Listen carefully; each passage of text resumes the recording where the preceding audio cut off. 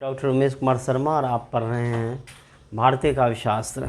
भारतीय काव्यशास्त्र में कई व्याख्यान हो चुके हैं और आज के इस व्याख्यान की श्रृंखला में हम पहुंच चुके हैं वक्रोक्ति संप्रदाय या वक्रोक्ति सिद्धांत तक।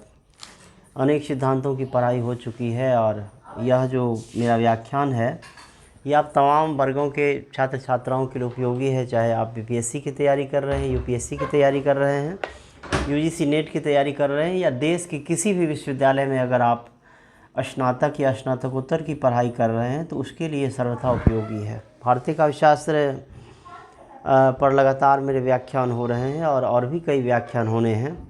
आज हम आपको बताएंगे वक्रोक्ति संप्रदाय के बारे में। निवेदन है कि आप सारे लोग हमारे चैनल को अधिक से अधिक सब्सक्राइब कर लेंगे, लाइक करेंगे, शेयर करेंगे। यह सेवा अब तक सदैव जारी रहेगी। वक्रोक्ति संप्रदाय पर बात करने के पहले मैं आपको बता दूं कि काव्य की आत्मा की तलाश में अनेक संप्रदायों की स्थापना हुई, जिसमें रस संप्रदाय की स्थापना हुई, अलंकार की स्थापना हुई, रीति की स्थापना हुई, ध्वनि की स्थापना हुई, वक्रोक्ति की भी स्थापना इसी कारण से की गई। 6 संप्रदायों की जो स्थापना हुई, इसमें एक प्रकार से वक्रोक्ति संप्रदाय पंचम संप्रदाय है, जिसने काव्य की आत्मा को सिद्ध करने का प्रयास किया है। वक्रोक्ति संप्रदाय के जो प्रवर्तक हैं, आप देख रहे हैं कि वो चीज़ें बोर्ड पर भी प्रस्तुत की गई है, आप चाहें तो इसका स्क्रीनशॉट ले सकते हैं। भारतीय काव्यशास्त्र में वक्रोक्ति संप्रदाय एक प्रकार से पंचम संप्रदाय है। वक्रोक्ति जो सिद्धांत है, जो कि संप्रदाय और सिद्धांत एक ही होता है। संप्रदाय में जब हम बात करते हैं तो उसमें उस सिद्धांत को मानने वाले अनेक आचार्य का उल्लेख किया जाता है और हम उस पर विचार करते हैं। जब बात सिद्धांत की करते हैं तो उसमें जो उससे संबंधित अवधारणाएं हैं उसका स्पष्टीकरण किया जाता है। बहरहाल वक्रोक्ति सिद्धांत के प्रवर्तक आचार्य कुंतक हुए। आचार्य कुंतक एक प्रकार से कहें तो 10वीं शताब्दी के आचार्य हैं। आचार्य कुंतक ने वक्रोक्ति काव्य जीवितम नाम की पुस्तक लिख करके इस सिद्धांत का प्रवर्तन किया कि वक्रोक्ति जो है वही काव्य का प्राण तत्व है। वक्रोक्ति को इसने स्पष्ट किया है, उसे ही काव्य की आत्मा के रूप में सिद्ध किया है। ये चीज़ इसमें मिल जाती है। अब सवाल ये है कि वक्रोक्ति का अर्थ क्या होता है और उसकी परिभाषा क्या है। ये वक्रोक्ति शब्द जो है वक्र और उक्ति से बना हुआ है। वक्र जो रोकते, वक्र का अर्थ है कुटिल, टेढ़ा या विलक्षण, और उक्ति का अर्थ है कथन। सामान्य कथन से जो भिन्न कथन होता है उसे ही हम वक्रोक्ति कहते हैं। अभिप्राय यह है कि वाक्पन या विलक्षणता से युक्त कथन होता है, उसे ही हम वक्रोक्ति कहते हैं। यहाँ वक्र है और उक्ति है, दोनों को मिला करके वक्रोक्ति निर्मित हुई है। किसी भी बात को अगर हम सामान्य ढंग से कहें, जिस तरह से लोक व्यवहार में हम भाषा का प्रयोग करते हैं, सामान्य रूप से हम संवाद में जिस भाषा का प्रयोग करते हैं, उसी भाषा में अगर हम बात करते रह जाएं, उसी भाषा में अगर हम बात करें तो ये क्या होगा, ये इसमें कोई विलक्षणता नहीं होगी। सामान्य ढंग से अगर बात की जाए तो उसमें कोई सरसता नहीं आती है। और जब हम चमत्कारिक तरीके से अपनी बात को रखना चाहते हैं, जहाँ विलक्षणता होती है वहाँ वक्रोक्ति होती है। इसलिए स्वाभाविक उक्ति के इतर वक्रोक्ति की बात की जाती है। स्वाभाविक उक्ति का प्रयोग हम करते हैं लोक व्यवहार में, हम करते हैं रोज़ रोज़ दिनचर्या में, लेकिन वक्रोक्ति का प्रयोग किया जाता है काव्य विशेष में, रचनाओं में, उपन्यासों में, कहानियों में, कविताओं में इसका उपयोग किया जाता है। एक उदाहरण हम ले सकते हैं, महर्षि शरण गुप्त की कविता है आओ हे बनवासी। ये यशोधरा में लिखा है गुप्त जी ने कि आओ हे बनवासी, अब गृह भार नहीं सह सकती देव तुम्हारी दासी। तुम घर रहते हम न तरसते, देखो दो दो मेघ बरसते, मैं प्यासी की प्यासी। इसमें ये जो महात्मा बुद्ध है, जो पहले सिद्धार्थ है, वो जब यशोधरा को छोड़कर गया है, राहुल को छोड़कर गया है, तो इसे यशोधरा बनवासी कहती है, जबकि ये बनवासी नहीं है, वन में वास करने वाला ये नहीं है। यह तो एक निश्चित प्रयोजन से सत्य की खोज करने, सत्य की तलाश करने के लिए जीवन के सारे सुखों और भोगों का परित्याग करते हुए पहुंचा है जंगल में। ये बनवासी नहीं है, वन में वास करना ध्येय नहीं है इसका, उद्देश्य नहीं है इसका। इसी पद में जो बात कही जाती है कि आओ हे बनवासी, अब गृह भार नहीं सह सकती देव तुम्हारी दासी। अब सवाल है कि देव की जो यह दासी है, यह तो राजरानी भी थी ना, इसे किस चीज़ की कमी थी? अपार संपदा है, अमीरी है, संपन्नता है, किसी भी चीज़ की कमी नहीं है, फिर भी इस गृह भार को या इस गृहस्थी को चलाने में क्यों वो अक्षम हो रही है? तो यहाँ पर जो कवि का मंतव्य है वो यही स्पष्ट करता है कि जो नायिका है यशोधरा, वो नायक रूपी सिद्धार्थ के बिना अधूरी है, अपूर्ण है, एकांगी है। उसके बिना सब कुछ होते हुए भी यह अधूरी है। इसलिए आओ हे बनवासी, अब गृह भार नहीं सह सकती देव तुम्हारी दासी। तुम घर रहते हम न तरसते, देखो दो दो मेघ बरसते। ये मेघ तो एक ही है। यहाँ दो मेघ का जो उल्लेख किया गया है ये लोक में भी नहीं है और शास्त्र में भी नहीं है। दो मेघ का उल्लेख यहाँ प्रकारांतर से दो आँखों के लिए किया गया है कि दो आँखें निरंतर बरसती रहती है उसकी स्मृति में, उसकी याद में। कवि ने इसीलिए दो आँखों का प्रयोग किया है दो मेघ के रूप में। और तुम घर रहते हम न तरसते, देखो दो दो मेघ बरसते, मैं प्यासी की प्यासी। और राहुल पलकर जैसे तैसे करने लगा प्रश्न कुछ ऐसे, मैं अवोध उत्तर दूँ कैसे। अब राहुल जैसे तैसे क्यों पल रहा है? वो राजा का बेटा है, संपन्नता है, किसी भी चीज़ की कमी नहीं है, माँ घर पर ही है और सारी व्यवस्था है, तो जैसे तैसे क्यों पल रहा है राहुल? आखिरकार वक्रोक्ति है इसमें कि यह ऐसा बालक है जिसे माँ तो मिला लेकिन पिता की साया, पिता का जो छाया है, पिता का जो प्रेम है, जो स्नेह है, वह उसे प्राप्त नहीं हो पा रहा है।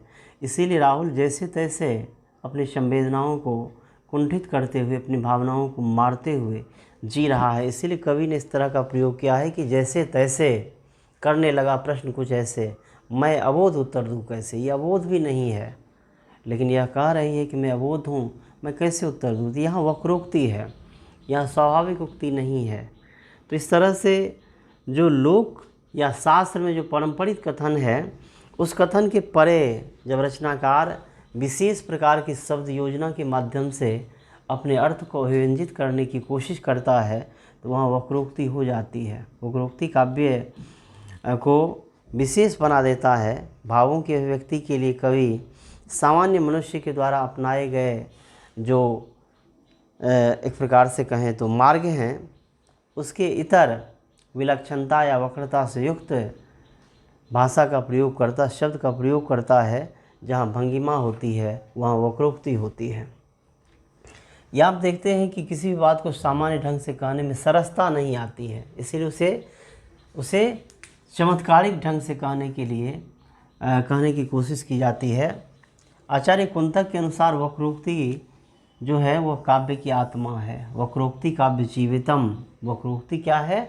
काव्य जीवित है, काव्य का प्राण तत्व है, काव्य की आत्मा है, काव्य का जीवन है। यह कोई भी कविता अमर हो जाती है, कालजयी हो जाती है, प्रसिद्ध हो जाती है, पठनीय हो जाती है, तो उसका मूल कारण है उसमें की वक्रोक्ति है और यही उसका प्राण तत्व है। इस तरह से आचार्य कुंतक ने वक्रोक्ति की महत्ता का उल्लेख किया है और उसे प्राण तत्व के रूप में उल्लिखित किया है। अब देखेंगे कि कुंतक की जो परिभाषा है, वक्रोक्ति रेव वैदज्ञ भंगी वनीति रुच्यते। कथन की वह भंगिमा जो विलक्षणता से युक्त है उसे ही वक्रोक्ति कही जाती है। कथन की वह भंगिमा, वह तरीका, वह स्टाइल जो है वही वक्रोक्ति कहलाती है। अब देख रहे हैं कि इसमें वक्रोक्ति रेव वैदज्ञ भंगी भनीति है। वैदज्ञ क्या अर्थ होता है? वैदज्ञ जो है इसका अर्थ होता है मूल रूप से इसमें बताया गया है कि वैदज्ञ का अर्थ होता है कि वो विलक्षण होना चाहिए। इसका अर्थ है विदग्धता या इसका अर्थ है विलक्षणता। भंगी का अर्थ है भंगिमा या टेढ़ा कथन और भनीति का अर्थ होता है कथन। तो इस तरह से आप देख रहे हैं कि वैदज्ञ जो है विलक्षणता को रेखांकित करता है, भंगी टेढ़ेपन को, और भनीति का अर्थ होता है कथन। इसीलिए स्पष्ट हो गया है कि कथन की वह भंगिमा जो विलक्षणता से युक्त हो उसे ही वक्रोक्ति कही जाती है। कुंतक के अनुसार काव्य में तीन चीज़ें होती है कवि कौशल होता है, चमत्कार होता है और उक्ति होती है। कवि कौशल के बिना सृजन नहीं संभव है। ये कवि कौशल दरअसल लगातार अभ्यास से या प्रतिभा से कवि में इस तरह की कुशलता आती है, काव्य निर्माण का सामर्थ्य आता है, काव्य निर्माण की क्षमता आती है। इसलिए काव्य कौशल जब तक नहीं हो तब तक सृजन हो ही नहीं सकता है। इसलिए स्किल जो है, जो लेखन का स्किल है, वो जो कौशल है, उसे प्रथम तत्व के रूप में इसे रेखांकित किया है आचार्य कुंतक ने। फिर चमत्कार है, जो रचनाकार है वो सामान्य कथन से अलग कथन का प्रयोग करता है, जिससे एक तरह की चमत्कारिक योजना होती है। सामान्य रूप से एक उदाहरण ले सकते हैं कि नारी बीच साड़ी है या साड़ी बीच नारी है, नारी ही की साड़ी है या साड़ी ही की नारी है। द्रौपदी के चीरहरण का यह प्रसंग अगर इस रूप से नहीं कहा जाता तो इसमें इस तरह की चमत्कारिक योजना नहीं होती, इस तरह का चमत्कार नहीं होता कि नारी के बीच में साड़ी है या साड़ी के बीच में नारी है, यह स्पष्ट ही नहीं हो पा रहा है। अनंत साड़ियों से निर्मित हुई है यह स्त्री, या कहें तो स्त्री साड़ी से निर्मित है और साड़ी जो है वो स्त्री से निर्मित हो चुकी है। इस तरह से शब्द का जो यह चमत्कार है, इस चमत्कार के कारण यह कविता विशिष्ट हो जाती है, सुंदर हो जाती है। इसलिए चमत्कार की योजना भी रचनाकार का एक उद्देश्य होता है। दूसरा है उक्ति, कथन। रचनाकार कथन भी देते हैं, स्टेटमेंट भी देते हैं। जैसे कबीरदास की जो वाणी है उसमें कई तरह के कथन है, या तुलसीदास में कई तरह के कथन है। सियाराम में सब जग जानी, करहूँ प्रणाम जोड़ी जुग पानी, या सठ सुधरही सत्संगत पाई, पारस परस कुधातु सुहाई। दुष्ट व्यक्ति भी सत्संग को पाकर के सुधर जाता है। जिस प्रकार से लोहा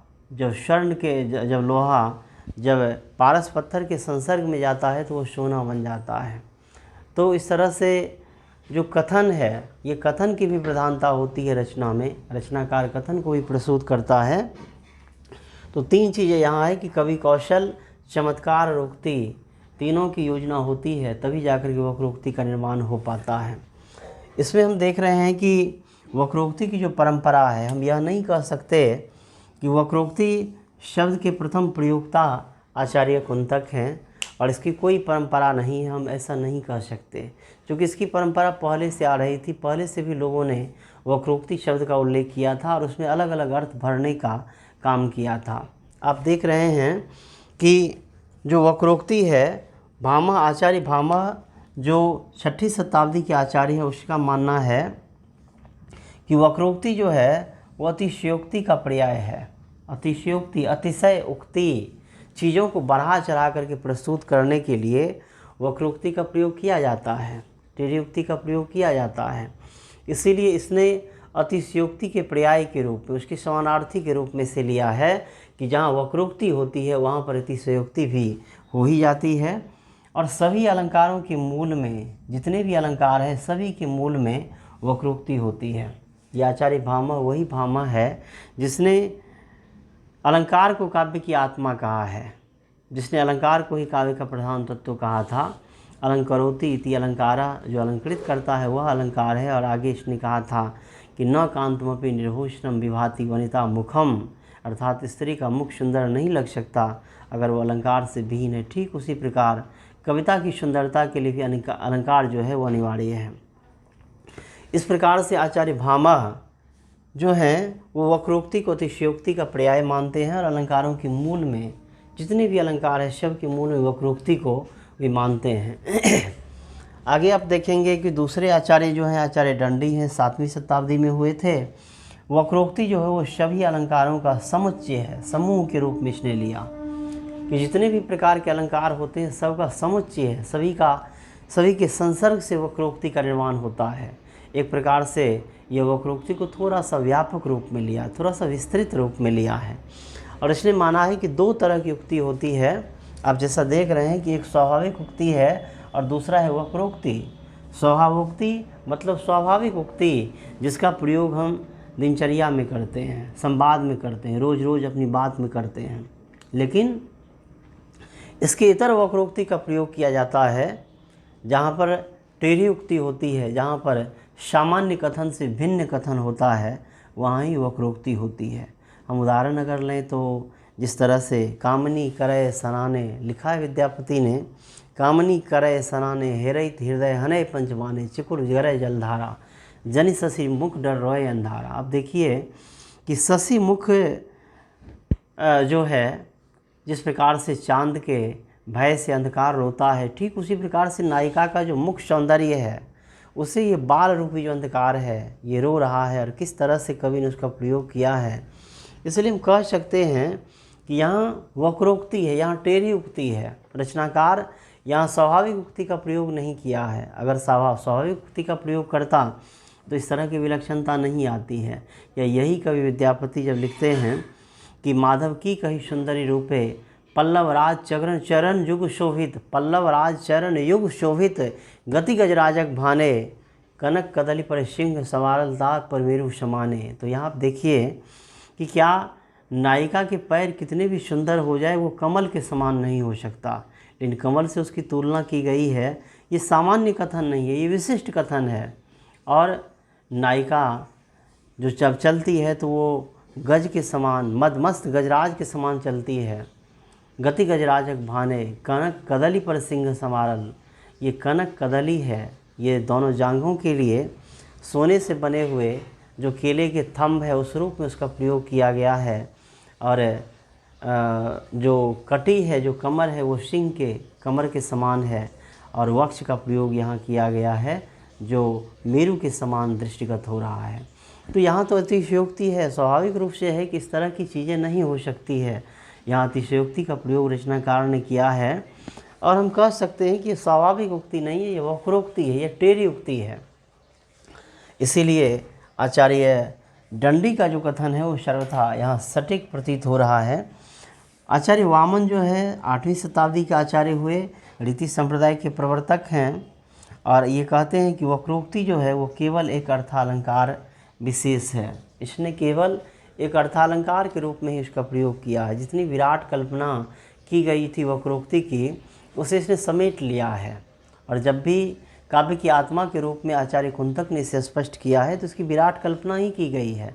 उसने माना है कि रस का प्रयोग भी वक्रोक्ति के लिए किया जाता है, रीति का प्रयोग भी, ध्वनि का प्रयोग भी, अलंकार का प्रयोग भी, इस सब से वक्रोक्ति आती है, सबसे कथन में विलक्षणता आती है, सबसे कथन में सौंदर्य आता है। इसलिए इस रूप में इसने व्याख्यायित किया था इसे।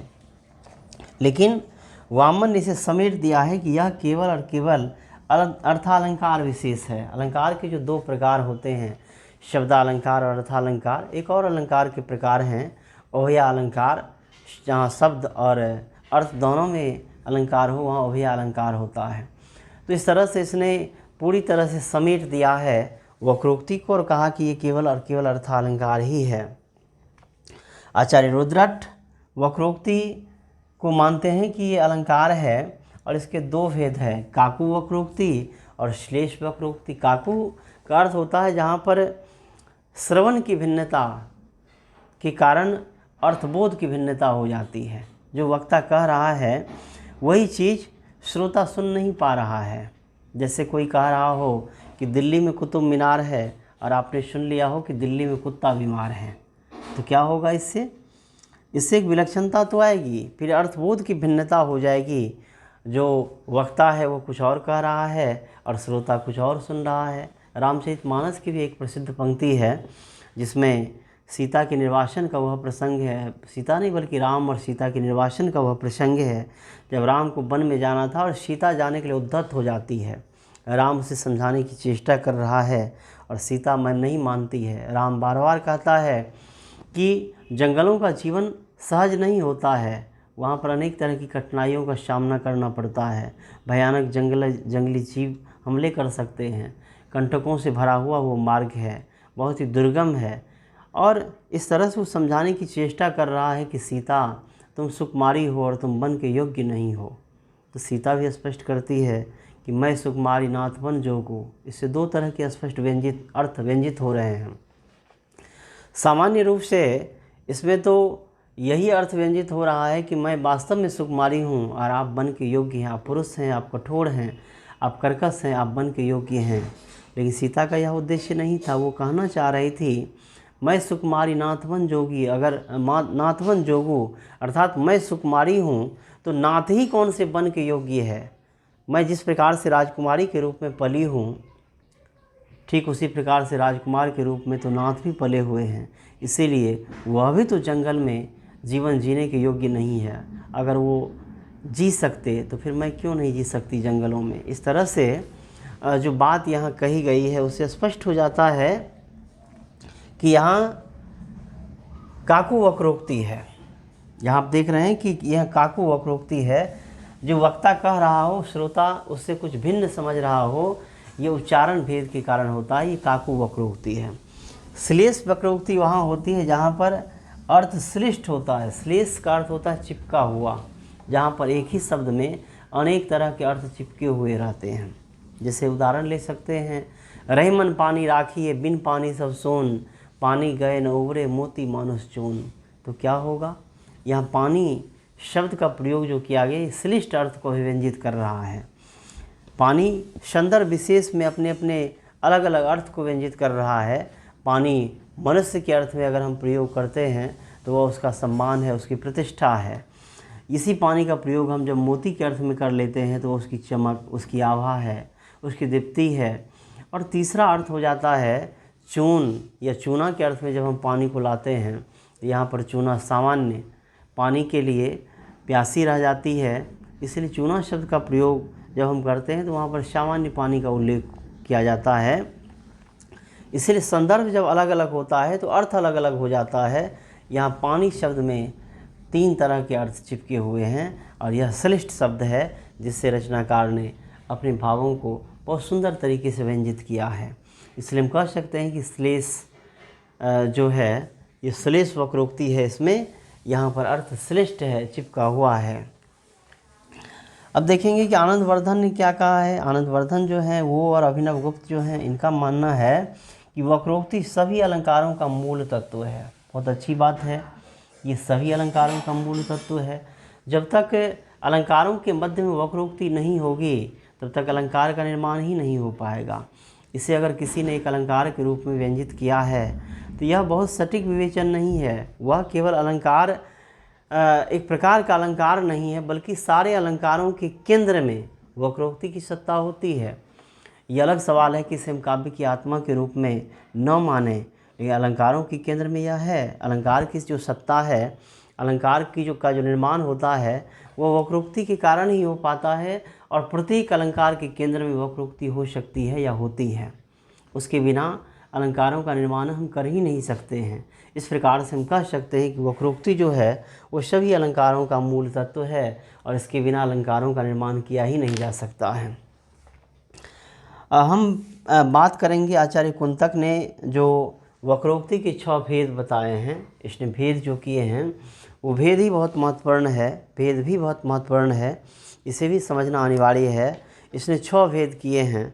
वर्ण विन्यास वक्रता, पद पूर्वार्ध वक्रता, पद परार्ध वक्रता, वाक्य वक्रता, प्रकरण वक्रता और प्रबंध वक्रता। सारे भेद को आप सामने में देख रहे हैं।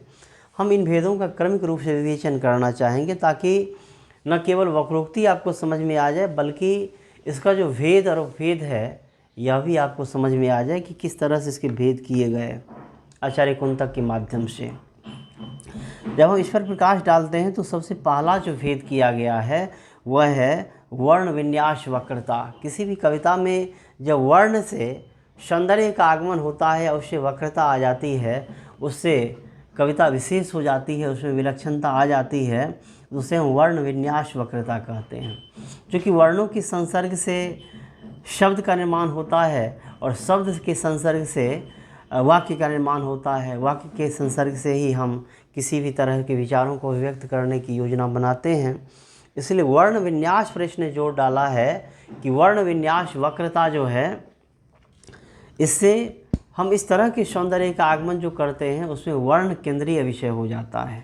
जैसे विद्यापति के एक पद को हम ले सकते हैं।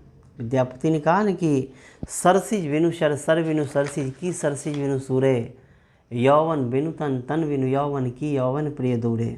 यहाँ क्या है, यहाँ पर वर्णों का जो दोहराव है, उस दोहराव के कारण एक सौंदर्य का आगमन हो रहा है कि सरसिज बिनु सर, सर बिनु सरसिज।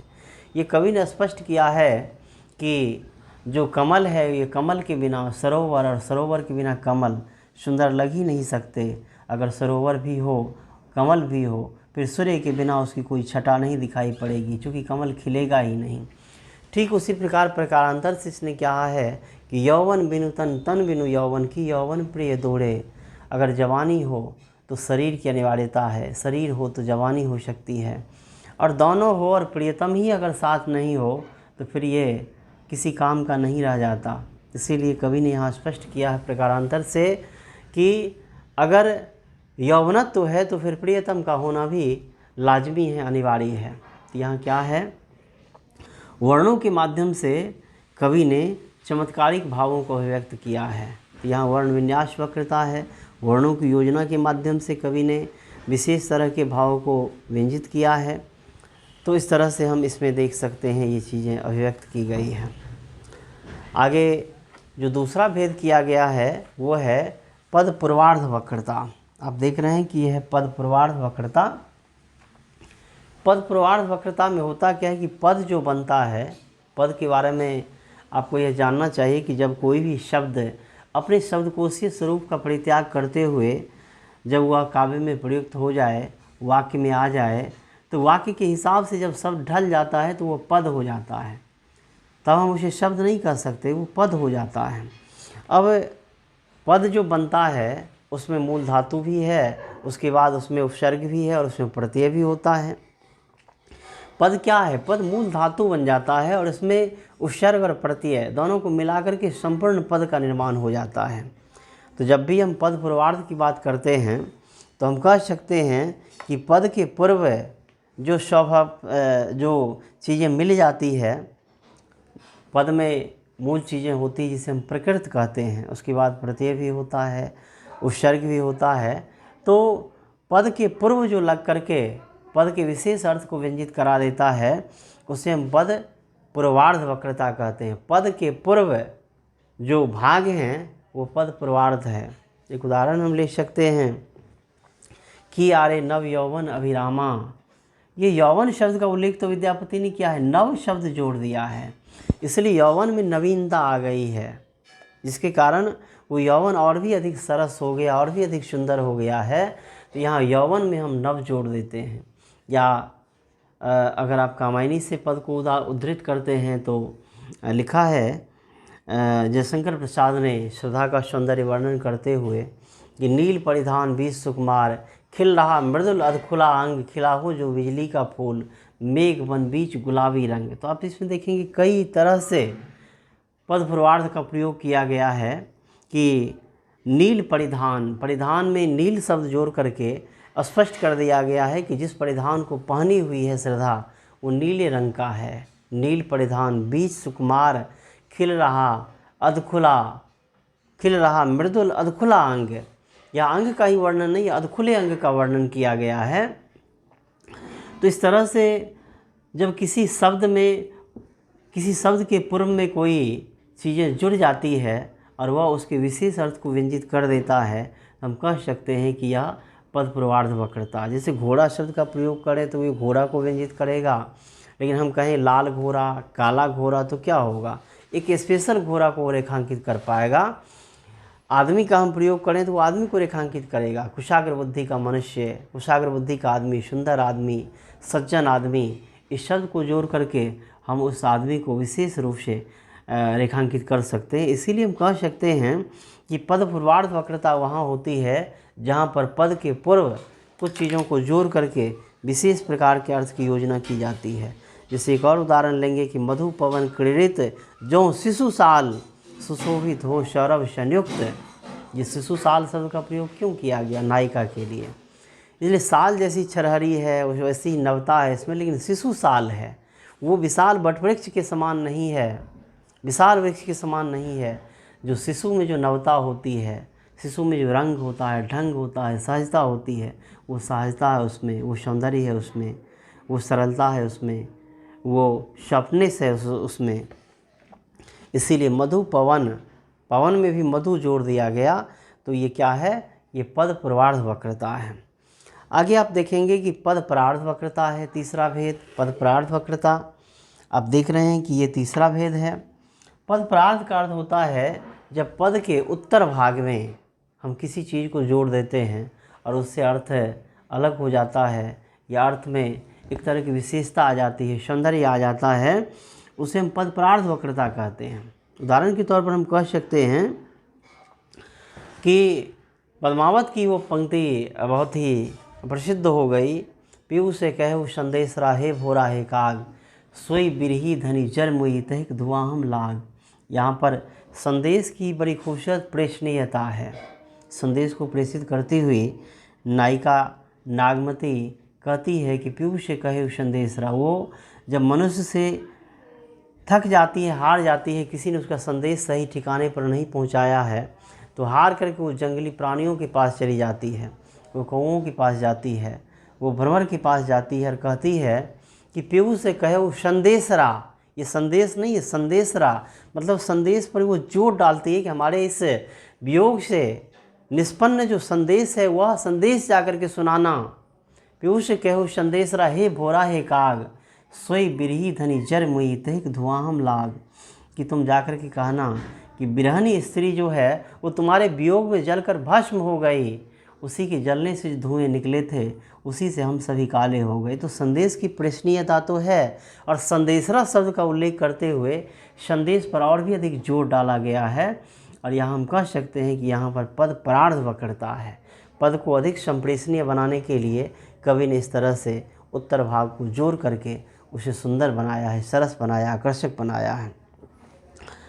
आगे आप देख सकते हैं कि इसमें बहुत सारे भेद हैं। जो पद परार्थ में है उसमें काल वैचित्र्य है, 8 भेद किए गए इसके, हम इसे उपभेद कह सकते हैं। काल वैचित्र्य वक्रता है, कारक वक्रता, संख्या वक्रता, पुरुष वक्रता, उपग्रह वक्रता, प्रत्यय वक्रता, उपसर्ग वक्रता और निपात वक्रता, ये सब है। और वाक्य वक्रता है अगला भेद, चौथा नंबर पर। वाक्य वक्रता वहाँ है जहाँ पर संपूर्ण वाक्य में वक्रता की योजना की गई हो, जहाँ पर संपूर्ण वाक्य ही एक विशेष या विलक्षण अर्थ को व्यंजित करने में समर्थ हो। वहाँ पर कोई एक पद या कोई एक शब्द नहीं, बल्कि पूरा का पूरा जो वाक्य है वही सरसता को व्यंजित कर रहा हो, तो उसे हम वाक्य वक्रता कह सकते हैं। उदाहरण ले सकते हैं कि सूरदास की ये पंक्ति है, जब भगवान श्री कृष्ण बहुत परेशान हो रहे थे और उसी दौर में बलराम उसे खिजाते थे, ये तुम्हारी असली माँ नहीं है। हालांकि बलराम बहुत सही कह रहे थे, वास्तव में यशोदा उसकी असली माँ भी नहीं है, वास्तव में ही कृष्ण को यहाँ मोल लाया गया है। और इसीलिए इस बात को सुनकर के वो बहुत परेशान हो जाते हैं कि ये तुम्हारी असली माँ नहीं है। तब जाकर के वो अपनी माँ से कहता है, यशोदा से कहता है कि मैया मोड़ी दाऊ बहुत खिजायो, मोसो कहत मोल तोहे लीनो, जसोमती कब तेरो जायो। अब मोसो कहो मोल तोहे लीनो, जसोमती कब तेरो जायो।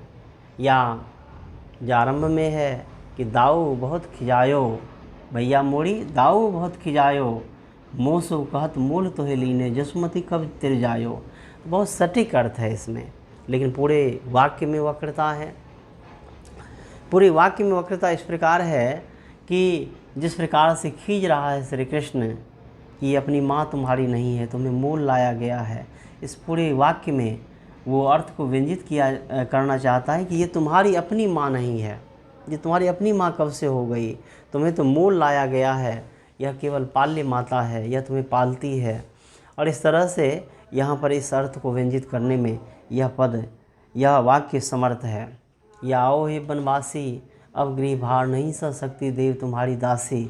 यहाँ भी पूरे वाक्य में वक्रता है। बनवासी कहना, बुलाना या गृहभार सहने की बात नहीं करना कि मैं गृहभार नहीं सह सकती हूँ। यशोधरा की यह पंक्ति है। यशोधरा स्वयं निवेदन करती है अपने प्रियतम, अपने पति सिद्धार्थ से, जब बुद्ध बन चुका है। तो इस तरह से आप देखते हैं कि पूरे पद में, पूरे वाक्य में जो है वो वक्रता है।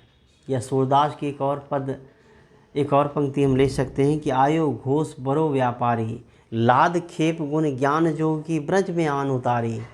ये खेप, ये बेड़ा, ये जहाज, ये सवारी इस तरह से लाद करके लाया है ज्ञान से, ज्ञान की गठरियों से ब्रज प्रदेश में ला करके उतारा है। आयो घोष बड़ो व्यापारी, घोष मतलब ब्रज प्रदेश में बड़ा व्यापारी आया है। किसी ज्ञानी व्यक्ति को अगर व्यापारी कहा जाए तो यह उसके लिए उपेक्षा का शब्द होगा, लेकिन यहाँ केवल एक शब्द में ही उपेक्षा नहीं है, पूरा का पूरा जो वाक्य है उसमें इसी तरह की बात कही गई है। आयो घोष बड़ो व्यापारी, लाद खेप गुण ज्ञान जोग की। अब ज्ञान जो है उसे कोई लाद करके नहीं लाता, ज्ञान अनुभूति का विषय है। जब ज्ञान बोझ बन जाए तो उसे इसी रूप में व्यंजित किया जा सकता है। और यहाँ पर कहती है गोपिकाएं कि जो ज्ञान लेकर के ये आया है वो ज्ञान उसके लिए बोझ के समान है, वो ला करके यहाँ पर उतार करके उसे बेचना चाहता, उसे भजाना चाहता है। और ये गोपिकाएं जो कृष्ण से एकनिष्ठ प्रेम करने वाली है, ये ऐसे क्यों स्वीकार करेगी। इस तरह से हमने देखा कि इसमें वाक्य वक्रता है, संपूर्ण वाक्य को रमणीय बनाने की योजना है। अगला है प्रकरण वक्रता। अनेक वाक्यों से एक प्रकरण का निर्माण होता है, एक परिच्छेद का निर्माण होता है, अनुच्छेद का निर्माण होता है, या किसी सर्ग विशेष का निर्माण होता है। तो प्रकरण विशेष में क्या होता है कि किसी खास प्रसंग में अगर सौंदर्य के आगमन के लिए वक्रता का प्रयोग किया जाता है, हम उसे प्रकरण वक्रता कह सकते हैं। जैसे रामचरितमानस में नारद के प्रसंग है।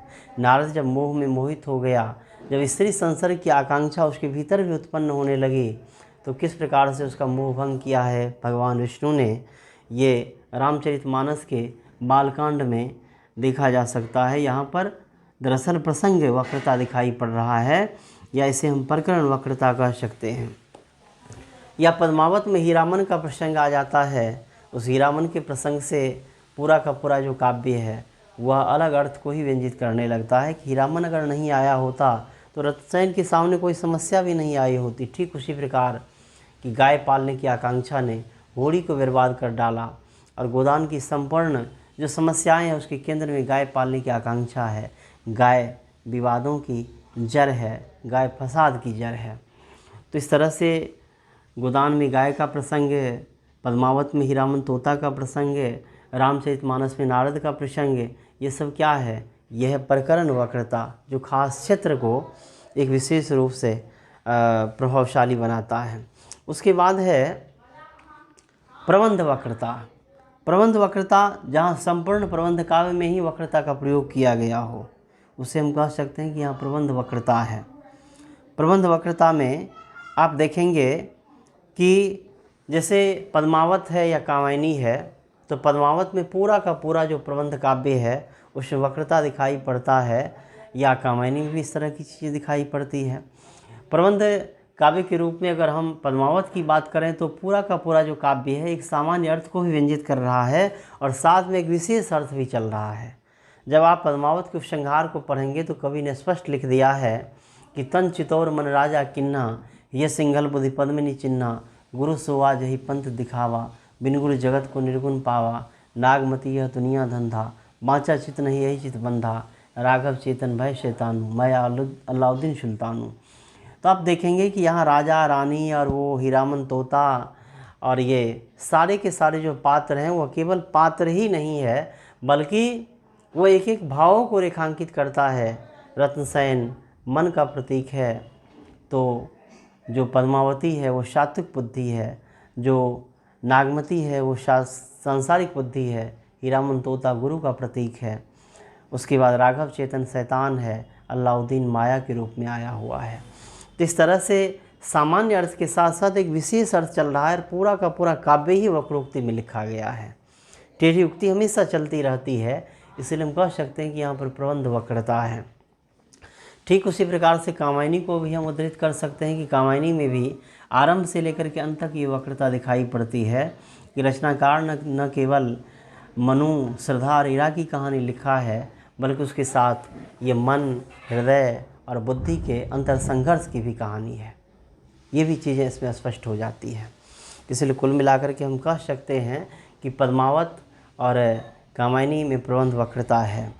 अब आप देखेंगे कि वक्रोक्ति जो है उसके बारे में आचार्य रामचंद्र शुक्ल का मानना है कि जो पाश्चात्य अभिव्यंजनावाद है, इसे उसने कहा है कि ये भारतीय वक्रोक्ति सिद्धांत का विलायती उत्थान है। ये अलग सवाल है कि कुछ चीज़ें दोनों में मिल जाती है, कुछ चीज़ें दोनों में अलग हो जाती है। कुछ प्रभाव निश्चय ही दोनों पर एक दूसरे पर प्रभाव पड़ा हुआ है। हम कह सकते हैं कि जो पाश्चात्य अभिव्यंजनावाद है उसमें कहीं ना कहीं वक्रोक्ति की छाप मिलती है, लेकिन बहुत स्पष्ट रूप से उसमें नहीं दिखाया जा सकता है, क्योंकि क्रोचे ने इंस्टीट्यूशन को प्रमुख चीज़ माना है। उसने माना है कि कला जो है वो अंतःप्रज्ञा से उद्भूत होता है, जबकि इसने वक्रोक्ति को माना है। क्रोचे का मानना है कि काव्य में उक्ति की सहजता और सरलता होती है, पर इसने वक्रोक्ति की बात की है। क्रोचे का मानना है कि काव्य का मुख्य प्रयोजन आत्मतुष्टि है, और इसने माना है कि काव्य प्रयोजन क्या है, प्रसन्नता का आगमन है, और सहृदय को प्रसन्न करने के लिए इस तरह की योजना की जाती है। आचार्य जो गणपति चंद्रगुप्त है उसने माना है कि दोनों में कुछ तारतम्यता नहीं मिलती है, लेकिन नगेंद्र ने दोनों के मूल बिंदुओं को मिलाने की चेष्टा की है, कोशिश की है कि दोनों में कुछ चीज़ें तो समान हैं। इसने बताया है कि दोनों सिद्धांत अभिव्यंजना पर जोर डालता है, दोनों अभिव्यंजना को ही प्राण तत्व मानता है, दोनों काव्य में कल्पना तत्व को ही प्रमुख मानता है, और दोनों सिद्धांतकार उक्ति को अखंड मानता है, अविभाज्य मानता है और विशिष्ट मानता है। इसलिए सफल अभिव्यंजना पर दोनों जोर डालता है, अभिव्यंजनावाद भी और वक्रोक्तिवाद भी। कुल मिलाकर के हम आपको यही कहना चाहेंगे कि वक्रोक्ति काव्य की आत्मा नहीं है, यह एक प्रकार का शब्द चमत्कार है, एक प्रकार का अलंकार है, या सारे अलंकारों के मूल में वक्रोक्ति की सत्ता होती है। यह अपने आप में काव्य की आत्मा नहीं हो सकती है। काव्य की आत्मा वास्तव में रस ही है, क्योंकि रस में जो विराटता है वो विराटता वक्रोक्ति में कदापि नहीं है। अतएव हम कह सकते हैं कि वक्रोक्ति काव्य की आत्मा नहीं है, आत्मा रस ही है। आप सबों से अंत में हम पुनः निवेदन करना चाहेंगे कि आप सभी हमारे चैनल को सब्सक्राइब करेंगे, लाइक करेंगे, शेयर करेंगे। ये सेवा आपके लिए सदैव जारी रहेगी। फिर मिलेंगे।